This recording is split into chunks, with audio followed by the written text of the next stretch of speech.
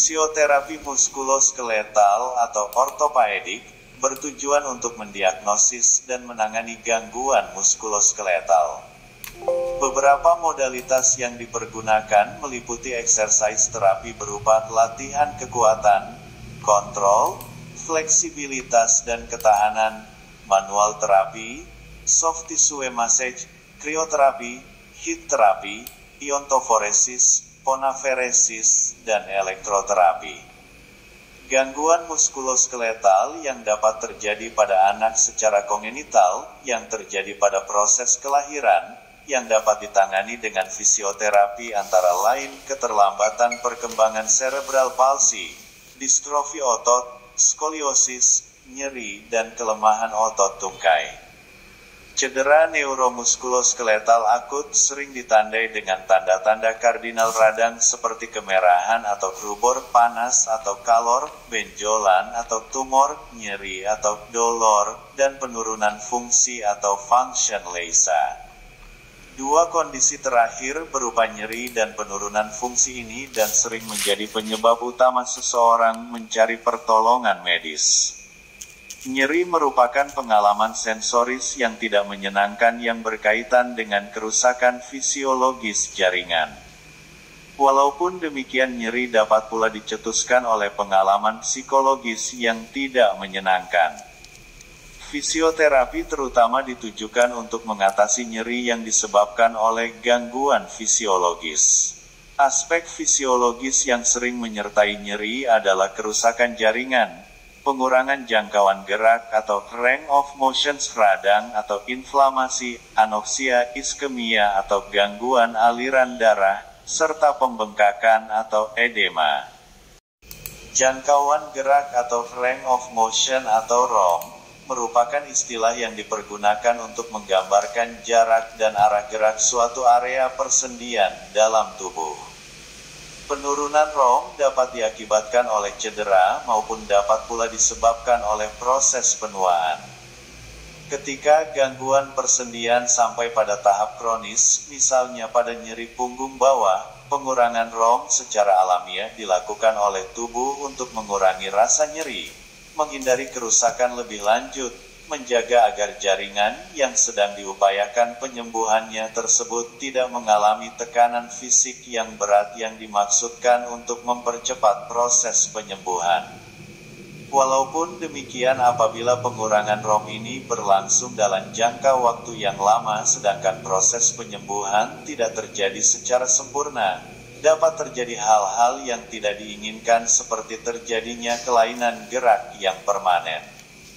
Oleh karenanya pada kondisi kronis seperti ini, fisioterapi sebaiknya ditujukan agar meminimalkan kelainan gerak, memperbaiki ROM, mempercepat dan membantu proses penyembuhan, meningkatkan kekuatan dan kontrol otot, memperbaiki postur dan keseimbangan, meningkatkan kemampuan untuk aktivitas sehari-hari maupun aktivitas kerja atau okupasional terapi, serta memberikan penyuluhan kepada penderita maupun keluarganya tentang kondisi gangguan serta manfaat fisioterapi. Pada kasus sakit yang kronis, gerakan tidak normal yang terjadi dalam jangka waktu yang lama akan ikut menyebabkan terjadinya nyeri. Sebagai contoh, gerakan berulang dapat menyebabkan turunnya fleksibilitas, kekakuan sendi dan atrofi otot. Terapi fisik dapat memperbaiki gerakan dan mengajari penderita bagaimana cara menghindari kerusakan yang lebih parah.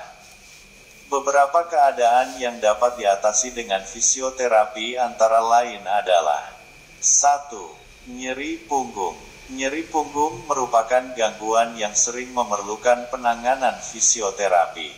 Penyebabnya antara lain herniasi diskuas sciatica, gangguan penurunan fungsi tulang. 2. Nyeri leher. Nyeri leher yang terjadi dapat berupa whiplash atau saraf terjepit di tulang leher dapat menyebabkan nyeri leher. 3. Nyeri lutut. Nyeri lutut yang terjadi antara lain berupa cedera pada anterior cruciate ligament atau ACL, yang merupakan cedera lutut pada olahraga yang paling sering terjadi. Cedera pada meniskus atau cartilage pars juga sering terjadi. 4. Radang sendi atau artritis. Radang sendi atau artritis yang sering terjadi meliputi osteoartritis dan rheumatoid arthritis. Kondisi ini sering terjadi di tangan, jari, lutut, dan pinggang. 5. Nyeri bahu. Nyeri bahu yang sering terjadi antara lain meliputi bahu membeku atau frozen shoulder adalah istilah yang digunakan untuk menggambarkan kaku sendi bahu yang berakibat berkurangnya keleluasaan gerak dari bahu tersebut. Pada kasus yang umum terjadi, kondisi ini bisa berubah, meskipun penanganan sudah dilakukan untuk beberapa bulan. Cedera pada rotator cuff atau otot yang menempel pada tulang lengan atas, dan shoulder impingement syndrome atau gejala yang timbul yang berasal dari tekanan pada rotator cuff tendons, dan subacromial bursa atau cairan yang mengisi kantong yang memisahkan tulang dari sendi bahu, juga sering terjadi. 6. Tendinitis atau radang tendon. Penyebab yang umum terjadi pada tendinitis adalah penggunaan yang berlebihan. Daerah yang sering mengalami bursitis adalah tangan, siku, dan lutut. 7. Nyeri siku. Nyeri siku yang sering terjadi disebabkan oleh tendinitis. Bentuk nyeri siku dapat berupa sebagai tennis elbow atau lateral epicondylitis, ketika terjadi cedera pada tendon bagian luar, dan golfer elbow atau medial epicondylitis ketika terdapat cedera pada tendon bagian dalam. 8. Bursitis atau radang bursa. Bursa merupakan cairan antara tendon dan tulang yang memiliki fungsi sebagai pelapis untuk mengurangi gesekan antara jaringan yang ada di dalam tubuh.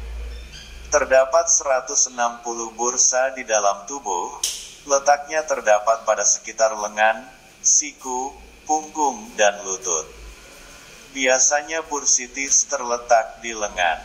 9. Kompleks regional pain syndrome merupakan kondisi kronis yang bisa terjadi setelah cedera pada lengan atau kaki. Hal ini sering digambarkan sebagai sensasi seperti terbakar yang kadang melebihi rasa nyeri pada saat pertama kali timbul cedera. 10. Myofascial pain syndrome atau MPS.